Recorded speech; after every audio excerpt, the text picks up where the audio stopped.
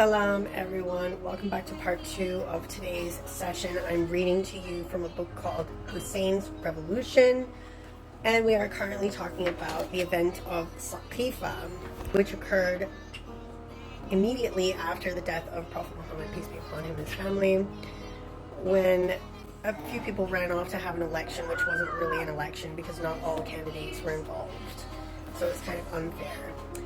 Even the one that was actually appointed by Allah subhanahu wa ta'ala to succeed the Prophet, he wasn't even there. But that was why they ran off and made sure he wasn't there. Anyways, I'm gonna get into all of it. So I left off and I was saying this. The monologue of Abu Bakr was the first caliph, of course, raised the deep animosity between the tribes of the Aus and the Khazraj, which were the two major tribes of the Ansar, the Medinans, people that lived in Medina.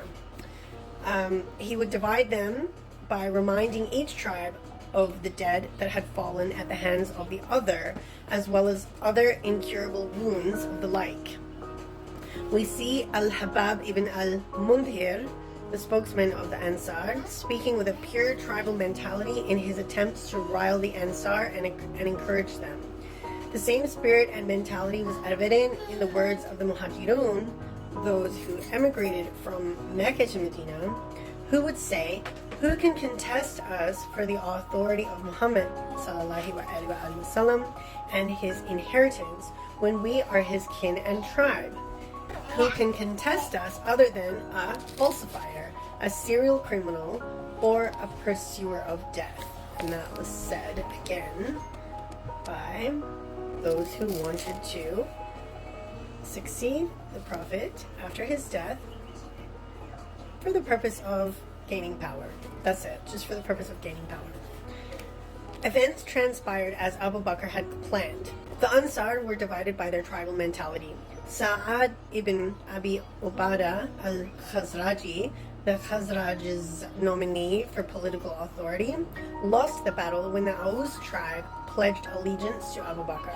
The Ansar were trying to get Sa'ad, this man, Sa'ad ibn Abi Ubadah, to be the leader. They were trying to get everyone to pledge allegiance to him. This tribal spirit that was agitated and manifested itself at the Saqifa opened to the Muslims one of the gates of sedition. Quraysh emerged from this experience thinking that political authority was a right that it held. It saw succession to the Prophet ﷺ, the Caliphate as it had been called, as a right that it inherited since the Prophet, peace be upon him, was of their tribe. This clouded Quraysh's understanding of the responsibility of governance over the Muslims. The results of this manifested clearly during the reign of Uthman. Now I will speak about Umar's division of public wealth. The Prophet ﷺ had divided public wealth equally to all Muslims.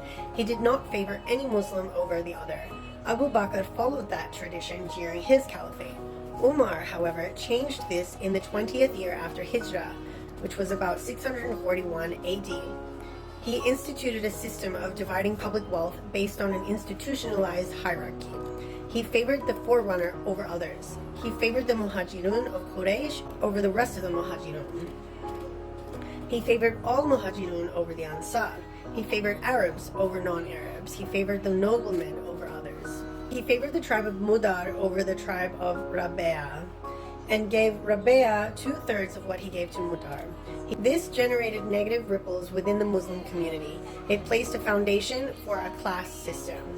It made the religion a tool for material advancement. It gave the Quraysh aristocracy, which rose to power with the empowerment of Abu Bakr, a new tool to claim superiority and control the nation's resources. All these preferences gave the men of Quraysh superiority over all other. They were favored for being Arab, for being of Quraysh, for being of the larger tribe of Mudar, and for being of the Muhajirun. This meant that Quraysh was favored simply for being Quraysh, and this gave them a right to claim superiority over all others. These rules brought about renewed reason for tribal conflict between Rabi'a and Mudar, and between the Aus and the Khazraj. We also believe that they laid the foundation for the racial conflict between Arab and non-Arabs due to the preference given to the Arabs over other ethnicities, and the preference given to the noble ones over others. It is as if Umar had realized in his final days the great political and social dangers that this type of administration of wealth created. He may have seen its negative effects within the Muslim community, including the increased partisanship and division with the nation. After seeing all this, he would warn. This was his warning. It has reached me that when you gather, no two individuals can sit together without being called a companion or a partisan of the other, and that this has caused you to make your gatherings exclusive. By God, this is quick to corrupt your faith, quick to corrupt your honor, and quick to corrupt your relations. This is why he declared that he would return to the tradition of the Prophet ﷺ in administration of wealth. Omar said, I sought the pleasure of people by preferring some over